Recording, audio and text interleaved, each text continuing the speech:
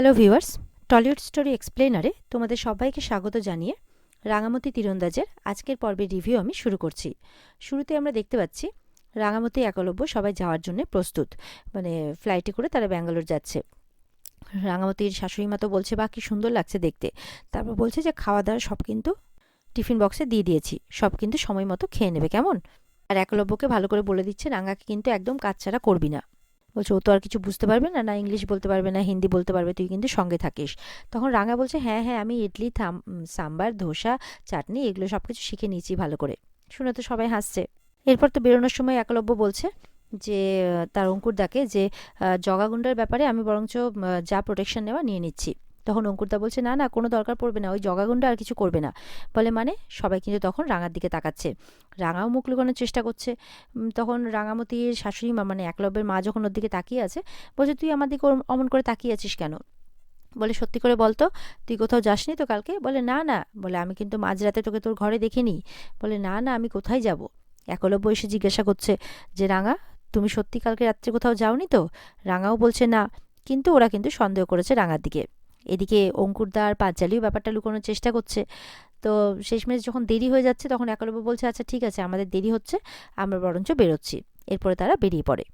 এদিকে আহিরি কি করছে, ডায়মন্ডগুলোকে কোথায় লুকোবে তাই ভাবছে। তখন তার হাতে যে জলের বোতলটা আছে, সেই জলের বোতলের উপরে তো শিল করা থাকে, সেই শিলের গায়ে আঠাগুলোতে মানে লাগিয়ে দিচ্ছে ডায়মন্ডগুলোকে। তারপরে সেই ডায়মন্ড লাগানো শিলটাকে আবার বোতলের মধ্যে মুড়ে দেয়, যাতে কেউ বুঝতে না পারে। ইতিমধ্যেই কিন্তু তাকে নিতে, মানে আহিরিকে নিতে একলব্যের গাড়ি চলে আসে। আহিরি যখন জানলা দিয়ে দেখছে, তখন দেখছে যে একলব্যের সাথে রাঙাও বসে আছে।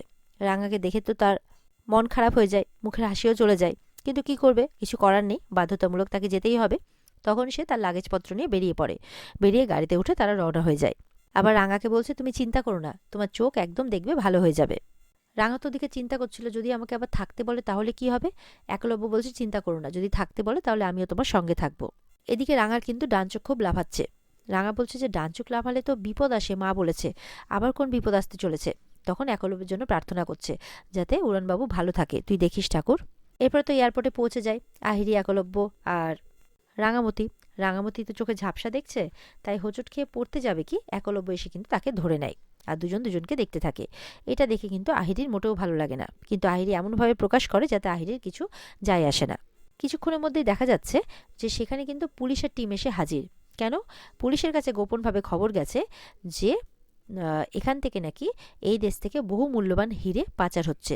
এটা শুনে কিন্তু আহিরি একদম চোখ বড় বড় করে নেয়।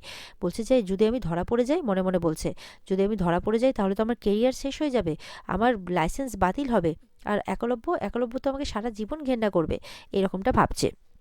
পুলিশের চেকিং কিন্তু শুরু হয়ে যাচ্ছে। এদিকে সমস্ত জনতা যারা ফ্লাইট ধরবে টাইম মতো, তারা তো রেগে গেছে।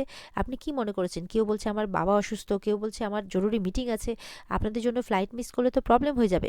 পুলিশ বলছে, চিন্তা করবেন না, আমরা খুব তাড়াতাড়ি চেকিং করে ছেড়ে দেবো। এদিকে এটা শুনে রাঙা বলছে, কি উড়নবাবু, কিছু হয়েছে নাকি রে? বলে, না না, কিছু নয়।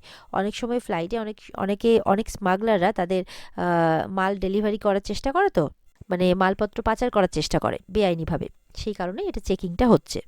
এরপরে তো যথারীতি লাইন দিয়ে দাঁড়িয়ে পড়েছে রাঙামতি, ওদিকে আহিরি, সবাই মিলে। আর আহিরি তো খুব ভয় পাচ্ছে মনে মনে। প্রথমে তো দেখা যাচ্ছে যে রাঙা আগে, পরে আহিরি দাঁড়িয়েছে, কিন্তু পরবর্তীকালে দেখা যাচ্ছে যে আহিরি আগে, রাঙা পরে। তো যাই হোক, যখন চেকিংয়ের পালা আসে, তখন তো আহিরি বেঁচে যায়। আহিরির ব্যাগ থেকে কিন্তু কিচ্ছু পাওয়া যায় না। এমনকি আহিরির যে জলের বোতল, সেটা কোথায় সেটা তো দেখা যাচ্ছে না, কারণ হিরে তো সেখানেই আছে। তো যাই হোক, আহিরি তো বেঁচে যায়। এরপরে রাঙার পালা।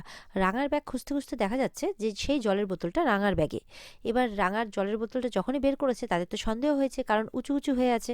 তখন শিলটা খুলতে তারা কিন্তু হিরেগুলো সেখানে পেয়ে যায়। এদিকে কিন্তু রাঙাদের বাড়ির লোকজন, একলব্যের মা খুব চিন্তা করছে। বড় ছেলেকে বলছে, একটু ফোন করে দেখ না যে কোথায় আছে। বলছে, আচ্ছা ঠিক আছে, আমি খেয়ে নিয়ে ফোন করে দেখছি, তুমি এত চিন্তা করো না। বলে, না, যতক্ষণ ওরা সেফলিভাবে ব্যাঙ্গালোর পৌঁছতে পারছে ততক্ষণ পর্যন্ত আমার চিন্তা কিছুতেই দূর হবে না। এদিকে ময়না বলছে, বাবা, রাঙার ভাগ্য আছে বলতে হবে, জঙ্গলে গ্রাম থেকে এসে পাইলটের সাথে বিয়ে করে নিল, তারপর নিজের বরের সাথে প্লেনে চেপে ব্যাঙ্গালোর যাচ্ছে, সেখানে নাকি ডাক্তার দেখাবে। আমার না ওর কপাল দেখে সত্যি খুব হিংসে হয়, মোরও যদি ওর মতো কপাল হতো, তাই বলছে। আমিও যদি রাঙার মতো হতে পারতাম। সাত্তকী পাশ থেকে শুনছে আর খুব রেগে যাচ্ছে। বলছে খুব আফসোস হচ্ছে তাই না, খুব আফসোস হচ্ছে, সারাদিন খাচ্ছ দাচ্ছ ঘুমাচ্ছ আর মোটা হচ্ছ, এছাড়া আর কোনো কাজ আছে তোমার? তোমাকে দেখলে না হাতি তোমাকে তোমাকে নিয়ে ফুটবল খেলবে। তুমি পারবে তীর মেরে হাতিকে ঘুম পাড়িয়ে দিতে পারবে? কখনো পারবে না। বরঞ্চ হাতি যদি তোমাকে দেখে তাহলে সুর তুলে তোমার দিকে ধেয়ে চলে আসবে। এটা শুনে তো সবাই হাসছে। বাচ্চারাও যেন খুব মজা পেয়েছে সাত্তকীর কথা শুনে। বলছে আর মা, কেন যে আমি তোমার সাথে রিটায়ারমেন্টে যেতে গেলাম, আর গেলাম তো গেলাম, সামনে একটা হাতি আসতে পারলো না? তাহলে হাতি ওকে নিয়ে একদম ফুটবল খেলতো, একদম পায়ের তলে একদম দিত, এরকম ভাবে বলছে। ময়নাও তখন রেগে গেছে, বলে হ্যাঁ হ্যাঁ, তুমি তো চাও, আমার তো মৃত্যু কামনাই করো তুমি। কোথাও নিয়ে গেছো আমাকে? কখনো কোথাও নিয়ে গেছো ঘুরতে? কতবার বলেছি চলো বাইরে একটু বেরিয়ে আসি, ঘুরে আসি, কখনো কোথাও নিয়ে গেছো? কোথাও নিয়ে যাওনি। কখনো কোথাও বেড়াতে নিয়ে গেছো? সাত্তকী বলছে সারাক্ষণ খাই খাই করলে তুমি কখন যাবে শুনি? তখন কিন্তু সাত্তকীর মা বলছে, উফ তোরা এবার থাম তো, সবসময় খেতে বসে এরকম ঝগড়াঝাটি করিস না তো, ভালো লাগে না। আচ্ছা ঠিক আছে, রাঙা তো এবার স্টেট চ্যাম্পিয়নশিপটা জিতে গেছে, এবার চোখটা ভালো হয়ে যাক, এবার বরঞ্চ আমরা সবাই মিলে প্ল্যান করব ঘুরতে যাওয়ার বাইরে, আমরা বরঞ্চ সবাই মিলে ঘুরতে যাব। এটা শুনে তো বাড়ির সবাই খুবই খুশি হয়ে যায়, ময়নাও খুব খুশি হয়ে যায়। কেউ বলছে পাহাড়ে যাবে, কেউ বলছে সমুদ্রে যাবে, এরকমভাবে প্ল্যানিং চলতে থাকে। বাচ্চারাও খুব খুশি হয়। ময়না বলছে আমি তো ভিডিও করব, ভিডিও। কিন্তু এরই মাঝে কিন্তু রাঙার শাশুড়ি মা খুব চিন্তা করে যাচ্ছে। বলছে ঠিক আছে তোরা খা, আমি বরঞ্চ একটু আসছি। সম্ভবত উনি ঠাকুর ঘরে ঠাকুরের কাছে প্রার্থনা করতে গেছেন। এদিকে সাত্তকী তো খুবই রেগে গেছে।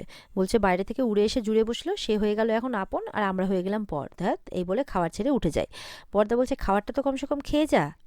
আর ওদিকে রাঙার ব্যাগে হিরে দেখে রাঙা তো প্রচণ্ড অবাক হয়ে যায়। আর ওদিকে একলব্য অবাক হয়ে যায়। রাঙা মানে ও তো ভাবতে পারছে না যে এই জিনিসটা এলো কি করে। প্রথমে তো যখন বোতলটা বের করা হচ্ছিল সেই বোতলটা দেখেও কিন্তু রাঙা অবাক হয়েছিল যে এই বোতলটা তার ব্যাগে কি করে। তারপরে যখন বোতল থেকে হিরেটা পাওয়া গেল তখন তো সেটা দেখে রাঙা আরও অবাক হয়ে গেল। আর ওদিকে তো একলব্য অবাক হয়ে আছে। আর আহিরির তো জ্বালা জুড়োয়, আহিরি তো ইচ্ছে করে প্ল্যান করেছে রাঙাকে সরানোর জন্যে। আর আহিরির তো দেখে এটা খুব ভালোই লাগবে যে নিজে বাঁচলো আর রাঙা ফাঁসলো। আর এখানে আজকের পর্ব শেষ হয়ে যায়। তো বন্ধুরা, এই ছিল আজকের পর্বের রিভিউ। ভালো লেগে থাকলে পর্বকে কিন্তু লাইক, কমেন্ট আর আমাদের সাথে জুড়ে থাকতে আমাদের চ্যানেলকে কিন্তু সাবস্ক্রাইব করতে তোমরা ভুলবে না। দেখা হবে তোমাদের সাথে আগামীকালকে নতুন পর্বের রিভিউ নিয়ে। ততক্ষণ সবাই ভালো থাকবে। টাটা।